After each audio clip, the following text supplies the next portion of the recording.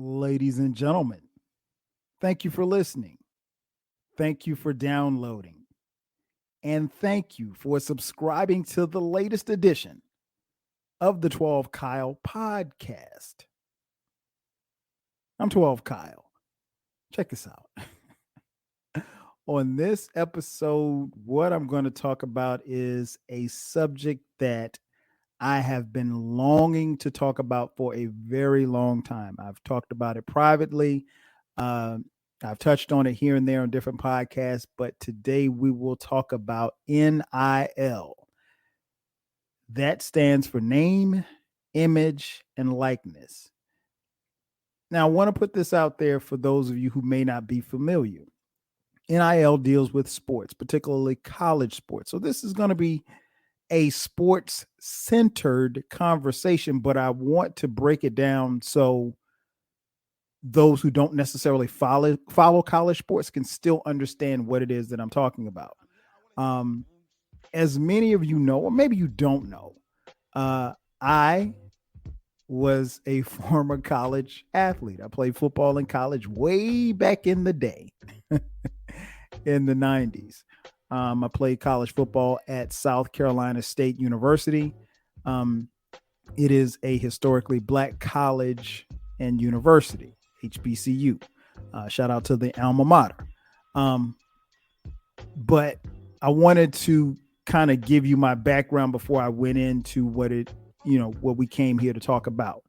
Um, so the being a athlete when I was in college from 1991 to 1995, as still it goes today, college athletics is run by the NCAA, right? And if you know me or you've heard me speak on them before, I have a huge disdain for the NCAA.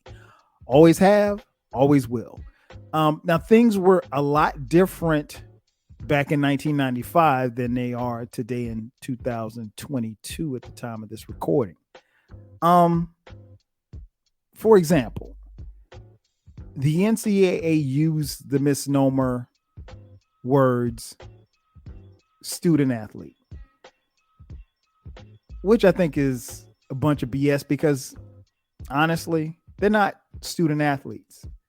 If you come to college and you're playing a sport and that sport is, you know, your means by playing, you're an athletic student. You're not a student athlete because I don't care what sport you're in, they deem you to be an athlete more so than you are a student. Yeah, they want you to be eligible, and yeah, most schools want you to graduate, but the reality is you're an athletic student. So you'll never hear me call a kid a student athlete because I don't care what college campus you're on, including mine, they want to make sure that you perform for that scholarship. But again, things were a lot different back in my day. Like back in my day, you couldn't work. What I mean by that is I could not play at South Carolina State University and still work at Bank of America as a teller because the NCAA at the time said, hey, you can't work and be on scholarship. Now, if I wanted to, relinquish my scholarship and then work, so be it. Also, as it relates to today, I could not make money off of being 12 Kyle. So in 1995, if there was a 12 Kyle podcast, and if the 12 Kyle podcast generated any amount of money, even if it generated $10, I couldn't do it because I would then be earning money off of my name, my image, and my likeness or NIL. So yeah, in 1995, I couldn't make money off a podcast. Uh, of course, there weren't podcasts back then, but if there were, I could not make any money off of it. Also, if you went into the bookstore on South Carolina State University's campus and there was the number 12 jersey hanging up with my last name on it, yes, I did wear number 12 for those of you who don't know. But if there was a jersey hanging up in the bookstore with my last name on it, and that jersey sold for $100, Guess how much 12 Kyle would get of those proceeds?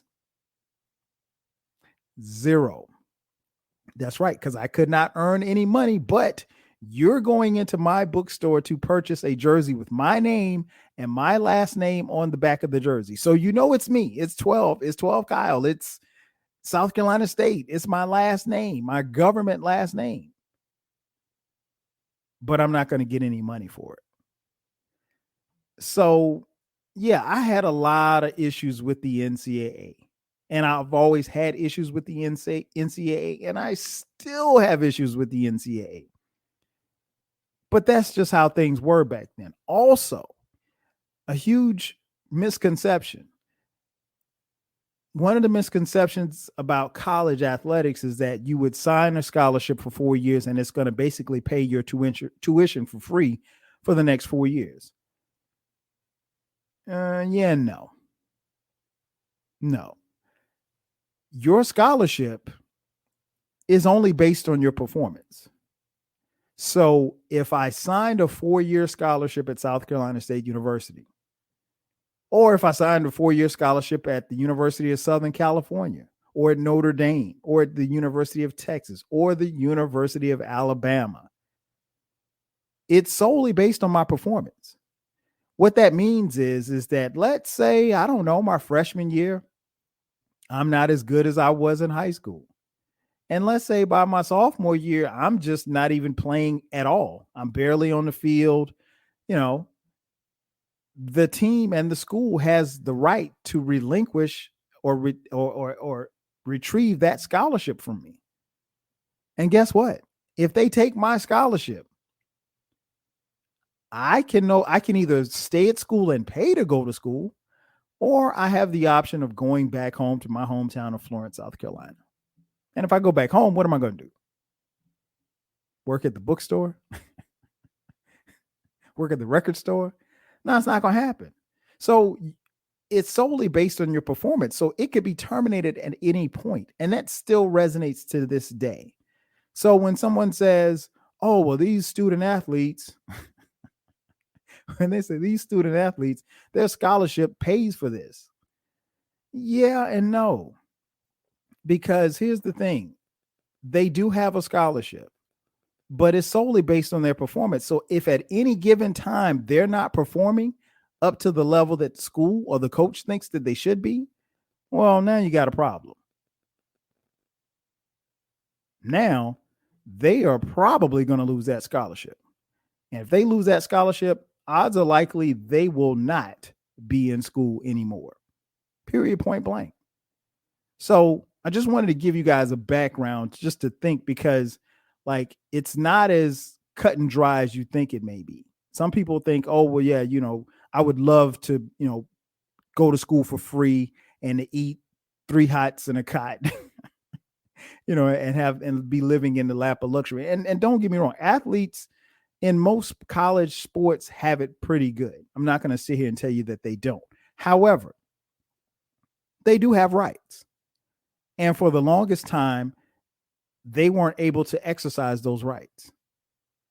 And for the most part, the NCAA got over up until last year. So how did we get here with NIL? Well, long story short, the U.S. Supreme Court basically said, look, college athletics is making hundreds of millions of dollars from these players. And these players aren't getting any money. The least they should do is be able to earn some money. And, of course, there was pushback from the NCAA. No, we can't pay players. Now, let me be clear. Even when colleges couldn't play, I'm getting tongue-tied, sorry. Even when colleges couldn't pay players, they still got paid. Now, nobody paid me at South Carolina State. Anyway, I just snitch on myself. But anyway, but on the real, nobody paid me to go to South Carolina State. I chose it on my own. But, better athletes at bigger schools who had the funding for it, of course they got paid. Now, they may never admit that they got paid, but everybody gets paid. That's like the biggest joke in the world. So, how did we get here? Congress told the NCAA that student athletes should be allowed to be compensated on their name, image, and likeness, aka NIL, or they would face litigation. And the NCAA and subsequently the schools had to cave in.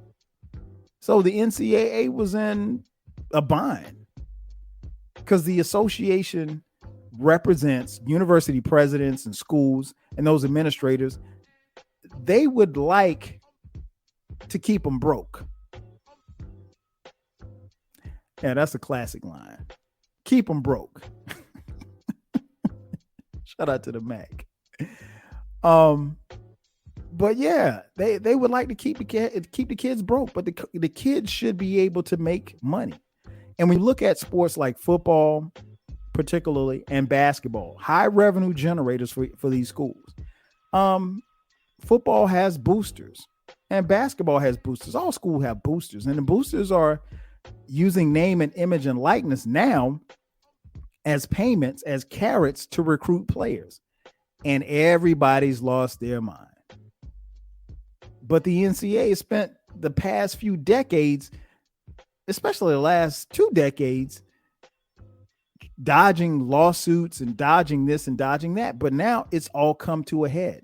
You can't dodge it anymore. The Congress has basically said, look, this is what it is.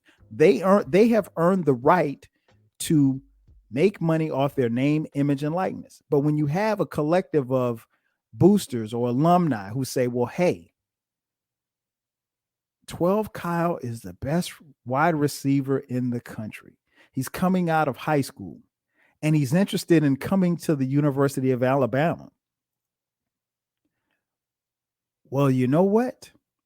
We've got $1 million over here. Let's see if we can entice him by giving him an NIL deal worth $1 million.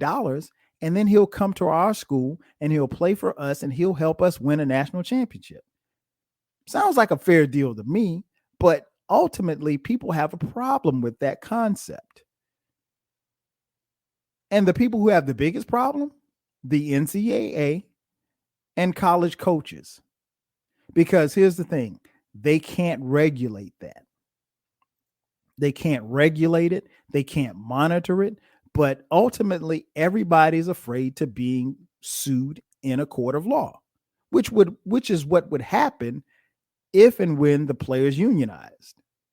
But the NCAA didn't want the kids to unionize. They made an attempt to, but they did not get a chance to pull it off. But that led to where we are now, to the point where these powerful interests outside of college football and college basketball have made it clear that they want to pay players under the guise of NIL deals so that they can get paid. And as a former athlete, as a kid who didn't make any money, and I'm not bitter by any stretch of the imagination. I mean, I got a job. I do okay for myself. But the reality is, what can you do? You can't stop this. I am all for this. It's funny, me and my boys, we were having a conversation in our group chat, which is, where all my conversations usually go these days. I stopped bringing these type of conversations to Twitter. But one of my boy Steve, shout out to Steve, he said this, and I quote in our group chat: college sports is sports entertainment. It's a business, and a big business at that. Colleges have been running a sharecropping system for a long time to get cheap labor. They say, quote, we will let you live and work here for free, but we get all the profits, close quote. And he went on to say, there's no loyalty to anything other than self-interest.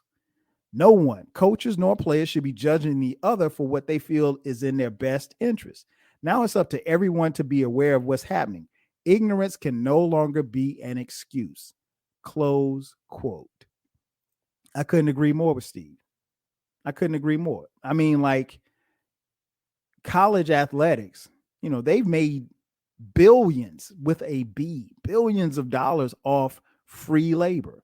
And I know what you're thinking, Kyle. You're thinking 12, Kyle. Well, how is it free if you're going to Duke for free? But I gotta pay $80,000 a year to go to Duke. Well, you don't understand what it is these kids do once they get to school. And you don't understand what it is that how much money is being generated. Now, granted, nobody's coming to your biology class to see you dissect a frog,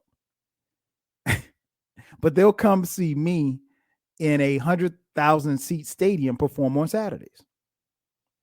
And they will make millions of dollars. And again, I use the example of the jersey. They will hang my jersey in the bookstore. They will put it online, and I won't be able to get a dime from it. What sense does that make? That's hustling backwards. So, regardless of whether or not people like NIL deals, they're here to stay. And so, what was interesting was, kind of the fallout from it. What were people saying? How were people feeling? Again, me, someone coming from an HBCU, a historically black college and university, different type of opportunity. Not to say that HBCUs don't offer NIL deals, because they do, but not the same as someplace like Notre Dame or Florida State. At HBCUs, we've got a unique proposition that other PWIs, predominantly white institutions, can't offer, because we have the HBCU culture and then we have our tradition. The reality is black students, who are most of these college athletes that we're talking about, is particularly in the sports of football and baseball, football and basketball. College athletes black students will never feel safer at a PWI than they would feel at an HBCU. Now, PWIs offer other brand related value that, we can't compete with. But it's just a level of growth and level of being amongst yourselves. With the addition of NIL deals, HBCUs can be, a preferred destination for a lot of kids who may not be on the top tier, but maybe that second tier, and maybe, just maybe, some top tier kids who may want to go play for an HBCU.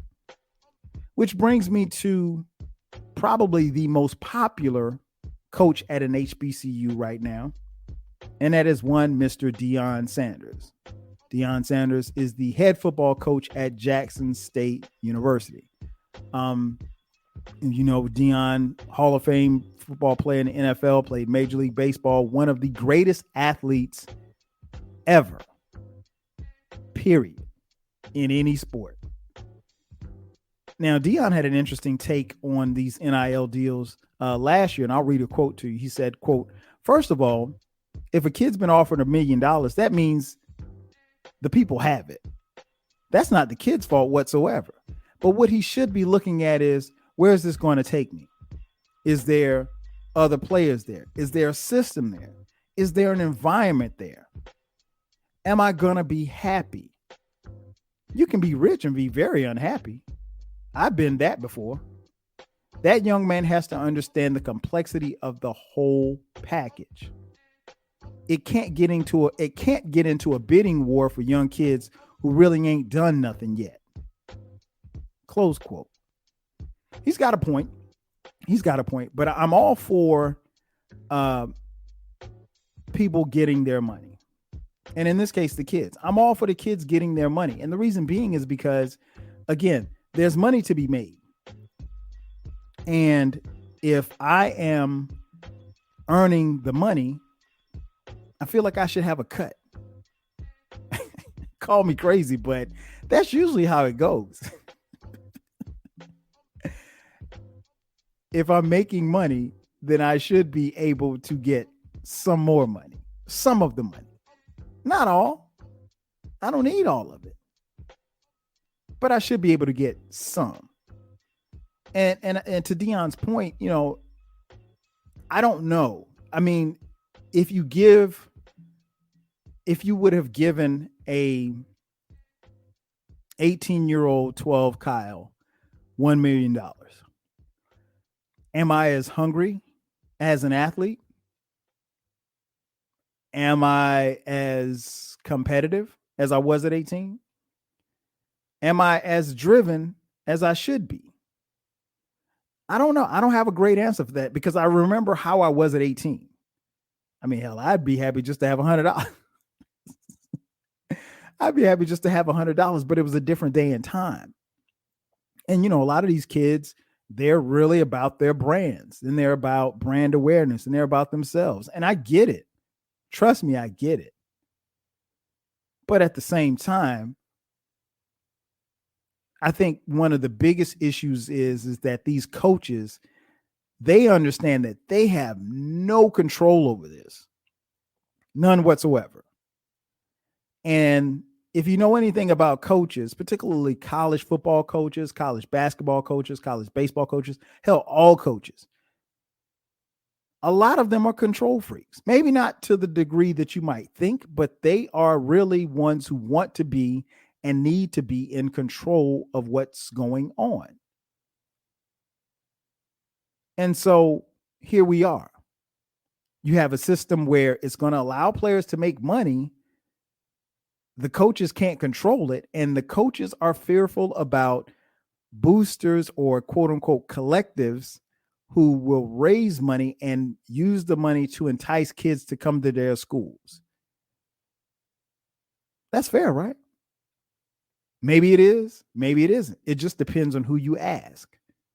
Which leads me to my next point, and it led me to some beef. And I don't mean Tupac versus Biggie. I mean two of the biggest coaches, well, actually three of the biggest coaches in college football. That would be one, Nick Saban, who was the head coach of the Alabama Crimson Tide, Jimbo Fisher, who was the coach of the Texas A&M Aggies, and the aforementioned Deion Sanders, who again is the head football coach of the Jackson State University Tigers.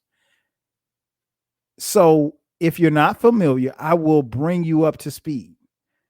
Nick Saban, and I think Nick Saban's won 7 championships, I think.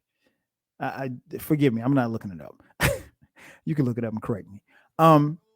Nick Saban was speaking to, and I'm going to play a clip. And the clip, I'll give you a fair one. The clip it's an extended clip. It's kind of long, but I feel like you need to hear it in its entirety so you can understand where Nick may have been trying to come from. I don't necessarily know if he was actually coming I don't know if he was going where he was trying to go, but Nick said some things.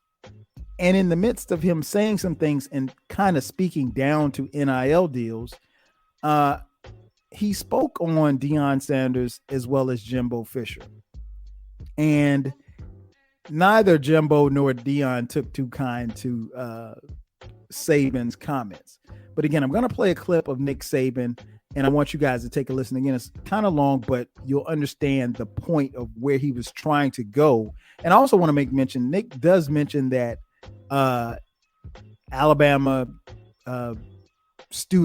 athletic students, got NIL deals for like, I think he said $3 million or something like that. That's a damn lie. If all that they could do at a powerhouse like Alabama was get $3 million, then somebody's hustling backwards. But nonetheless, I'm going to play the clip for you. And here's what Nick Saban had to say. And then he realized, or within 24 hours, it was known that he had stepped in it, because you don't ever call out somebody else, not by name, or at least allude to them and be talking about their money. So here's what Saban had to say. Well, name, image, and likeness to me is a great concept for players. Players have always been allowed to work. This is just a different opportunity for them to make money by working and using their own name, image, and likeness, whether it's signing autographs, whether it's doing commercials or ads for some company or whatever. So there's nothing wrong with that. And I told our players when this whole thing started to get agents, get representation, and so you create opportunities for yourself. And our players last year created $3 million worth of opportunity for themselves by doing it the right way. And I have no problem with that, and nobody had a problem on our team with that, because the guys that got the money earned it. Now, there were only 25 guys on our team that had the opportunity to earn money. The issue and the problem with name, image, and likeness is coaches trying to create an advantage for themselves. I went out and said, okay, how could we use this to our advantage? They created what's called a collective. All right, a collective is an outside marketing agency that's not tied to the university, that's funded by alumni from the university. And they give this collective millions of dollars. And that marketing agency then funnels it to the players. All right, and the coach actually knows how much money's in the collective, so he knows how much he can promise every player. That's not what name, image, and likeness was supposed to be. That's what it's become, and that's the problem in college athletics right now. And now every player is saying, well, what am I going to get? Well, my philosophy is my job is to create a platform for our players to create value for themselves and their future by becoming better people, by graduating from school and developing a career off the field, and by seeing if they can develop a career on the field and play at the next level in the NFL. Our players have made $1.7 billion in the NFL since 2010. All right, so we've created a lot of opportunity. We also have one of the highest graduation rates, in college athletics. We have the most guys that graduate inside of 4 years. So we've done a good job of that. But now in recruiting, we have players in our state that grew up wanting to come to Alabama that they won't commit to us unless we say we're going to give them what somebody else is going to give them. And I tell the recruits the same thing, because our job is not to buy you to come to school here. And I don't know how you manage your locker room, and I don't know if this is a sustainable model, because one of you folks are going to give some player that comes to our school a bunch of money to come to our school. And then you're going to come to the game in full strut, thinking, I'm going to tell everybody I got that guy to come to Alabama. And then he's not going to play, and he's going to transfer, and you're going to say, I'm never going to do this again. That's what college athletics is supposed to be. It's not supposed to be something where people come and make money. And you make a decision about where you go to school based on how much money you're going to make. You should make a decision based on where you have the best chance to develop as a person, as a student, and as a player, which is what we've always tried to major in. And we're going to continue to do that. And hopefully there's enough people out there that want to do it. But I know the consequence is going to be difficult for the people who are spending tons of money to get players. And you've read about them. You know who they are. I mean, we were second in recruiting last year. A&M was first. A&M bought every player on their team, made a deal for name, image, and likeness. All right, we didn't buy one player. All right, but I don't know if we're going to be able to sustain that in the future because more and more people are doing it. Yeah. So it's tough, and people blame the NCAA. But in defense of the NCAA, we are where we are because of the litigation that the NCAA gets. We have a rule right now that says you cannot use name, image, and likeness to entice a player to come to your school. Hell, read about it in the paper. I mean, Jackson State paid a guy $1 million last year that was a really good Division I player to come to school. It was in the paper, and they bragged about it.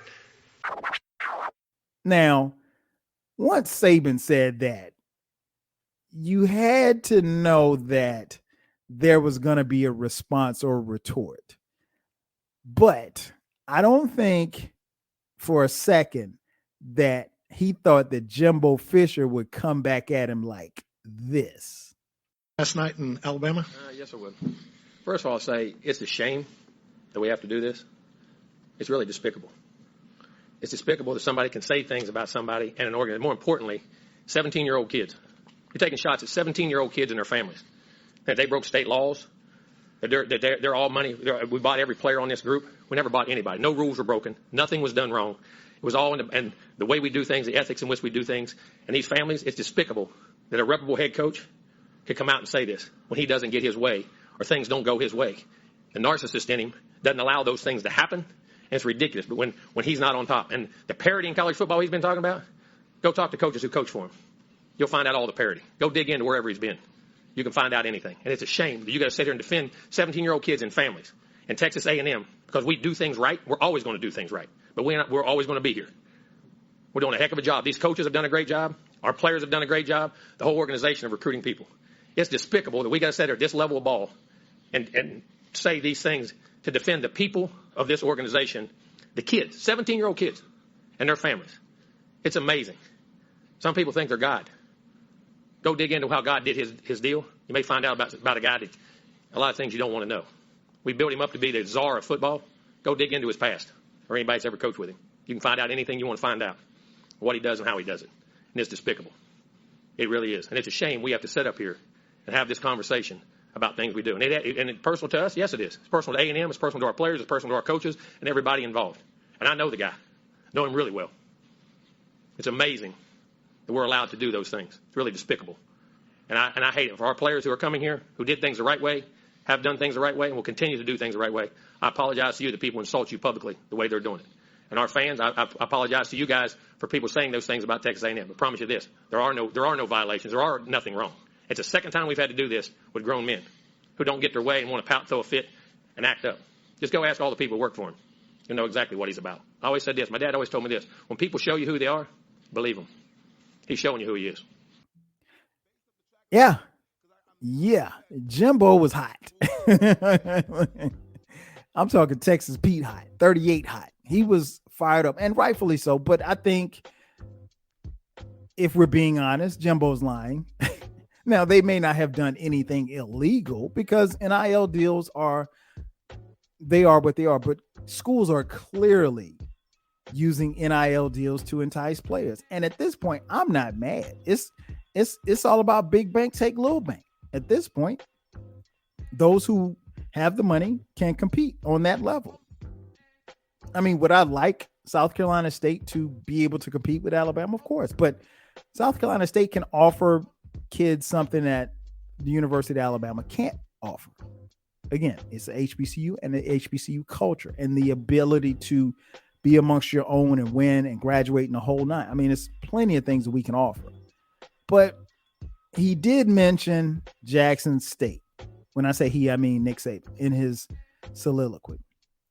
So when he mentioned that, Deion, who has done commercials with Nick Saban, who appears to be somewhat friendly with Nick Saban, took to Twitter and said, I will have a response about this lie that's being told on me. He later appeared on a podcast and he said, quote, that the two coaches were quote unquote pawns, meaning that, Saban used him and Jimbo Fisher.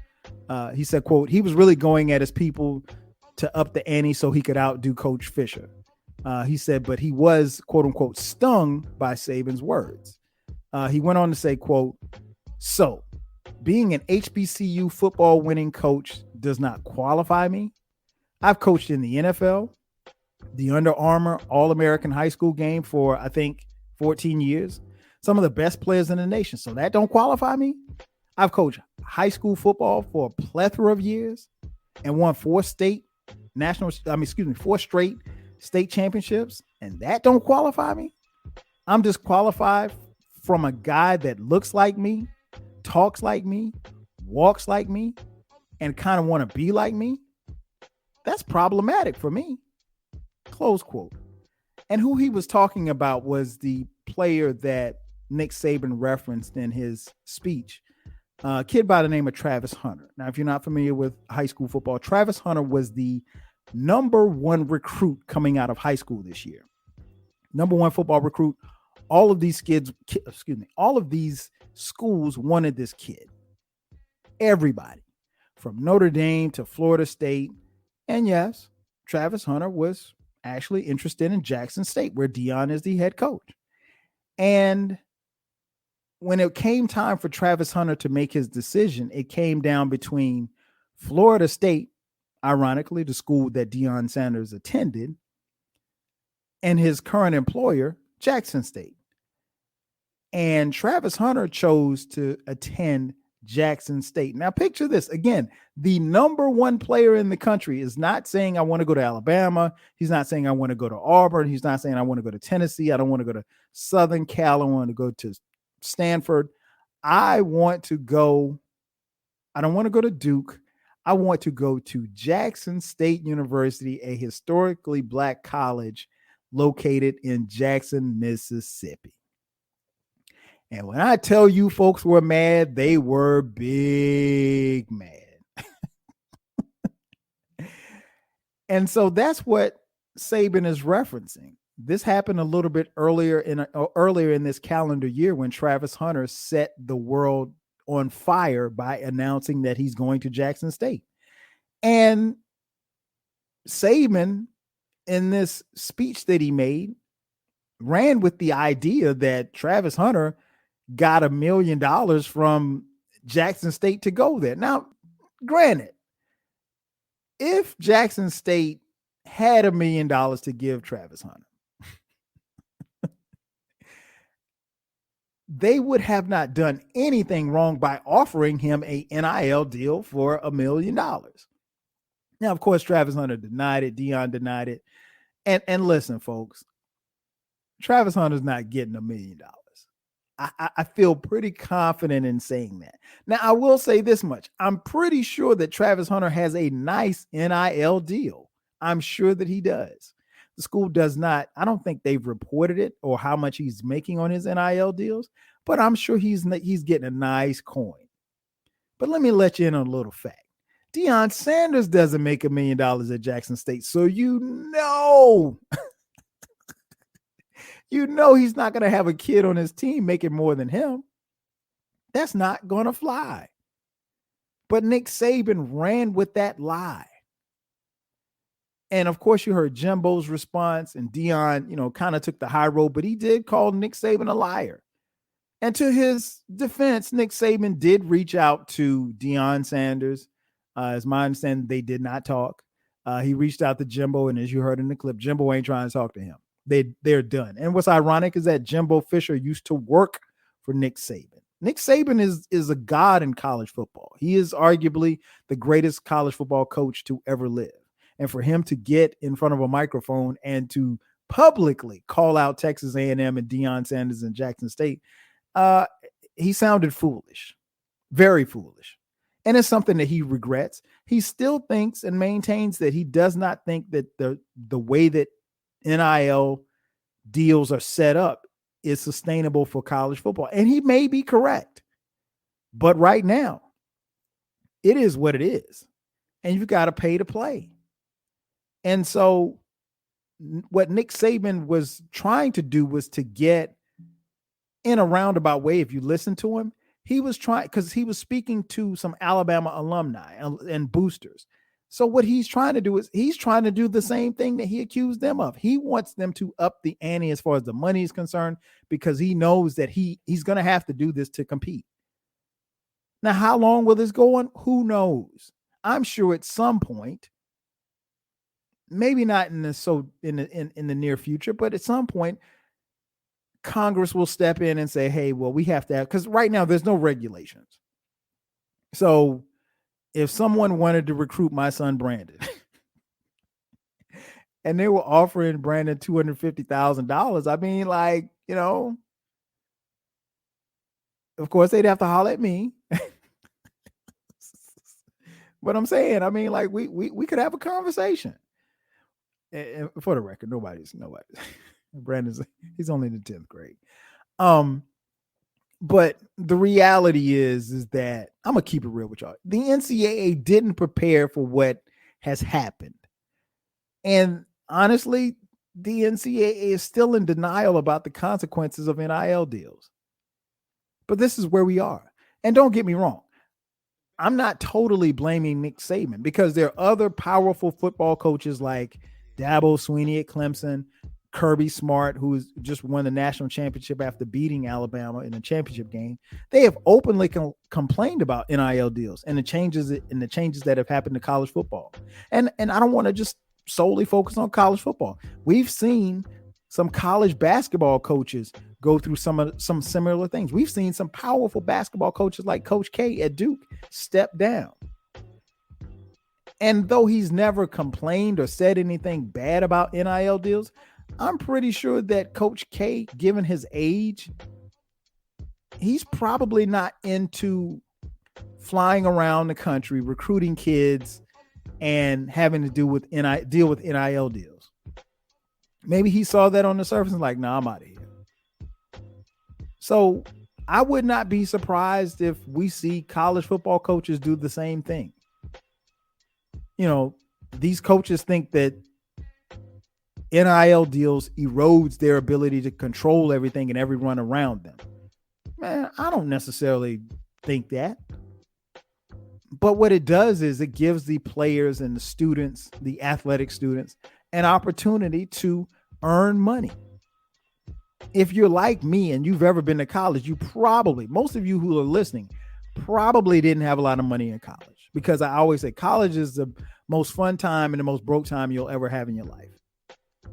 And I loved every minute of it. I would not take back the 5.5 years I spent in college. And yes, it took me 5.5 years to graduate because I was having that much fun. But at the same time, I would have liked to have been able to earn money. Because think about it like this. Even if I did not strike a huge $100,000 or $1 million deal with an NIL company or something, or let's say, John Brown's Lexus dealership, if I could not endorse their product or what have you, I could have this podcast and I could broadcast this podcast from my dorm room or my apartment, and I could earn money through sponsorships and, whatever rights that I want to sell. But see, here's the thing. Particularly for college football and college basketball, a lot of the players, not all, but a lot of the players come from humble backgrounds. So when you have a coach threatening a kid, and not threatening physical harm, but threatening them as far as that they're going to revoke their scholarship or something like that, well, the kid knows that I can't have my scholarship taken because I can't go back. I can't go back home because I came from a bad spot. Being in college is where I want to be.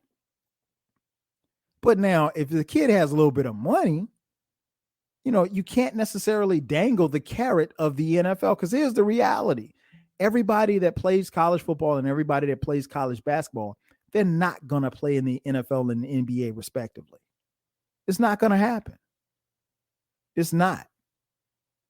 So I think NILs are great deals. I think they're great equalizer. I think there's some positives and there's some negatives. I mean, the negative side of this whole thing is that the NCAA, I think the NCAA is still getting over because they still get the big piece of chicken. And what do you mean by that, 12 Kyle? What I mean by that is the NCAA still gets the TV deals. And the TV deals that are being negotiated, the players, they're getting crumbs compared to what these networks and these schools are making. So you can miss me with all of that. Oh, we don't have the money. That's bullshit. Everybody got the money. Everybody got the money. And the NCAA has the money, and these schools have the money, and these networks have the money. If the kids said, well, look, we're not going to play unless we can get part of this TNT deal, or this NBC deal, or this SEC CBS deal, oh, then we'd have problems on our hand, because you're talking about hundreds of millions of dollars. Now, also, one of the downsides to NIL deals is that you have to be very particular about who negotiates these deals. You don't want some shade tree lawyer. You don't want some shade tree lawyer negotiating your deal. And then also the money aspect of it. Can the kids handle the money? I mentioned earlier about, what an 18-year-old 12 Kyle would be with $1 million. I don't know. I know what I would be at 49 with $1 million, because I'm 49 now, right? I know what I would be at 49 with $1 million, but I don't know, man. You give me that at 18, I'm not going to say I blow it, because I don't think I would, but I think, frivolous stuff. I don't know how, so that's always an issue. Can the kids handle the money? And to be honest, I don't have a great answer for that. But some of the positives is that with NIL deals, they're finally getting paid. And the NCAA, who's been getting over for years, are no longer getting over. Because again, I mentioned earlier, for years, kids couldn't even work. And I mean, if you get a kid a $100,000 NIL deal, can he live off that? No. Can he or she live off that? No. But it's a good start on life. Even if I take my $100,000 or $200,000 NIL deal and I put it to the side and I put it in the bank or I put it in a trust fund or what have you, that money can be a good start to a business. That money can be a good start for some investments. It could be, I don't know, it could be any number of things for a kid. Again, it's not going to save you as far as like, you know, money that you can retire off of. I mean, even if you got $1 million deal, some people can't retire off that, as strange as it sounds. But it's a good start on life. And ultimately, if you've been in college, you know that if you can get a good start coming out of college, that makes it a whole lot easier. Yeah, I think this is, the NIL deals are here to stay. I think they're on the right path. Does it need to be regulated? I don't necessarily know that it is. I'm figuring that it will be at some point. But in my opinion, I think this is a great deal for now. I just wish I could jump in a time machine and speed it up. And I come to 2022 at South Carolina State University and I would be making money. And who's against making money? Ladies and gentlemen, that's going to do it for me. Thank you for checking out this edition of the 12 Kyle podcast. I'm your boy 12 Kyle. Be sure to subscribe to the podcast if you haven't done so already. We're on YouTube. Hit us up on all the platforms. You don't want to miss it because from time to time this year, we will be dropping bonus episodes on Sundays. And you don't want to miss those. Again, that's going to do it for me. I'll catch you guys next time. 5,000.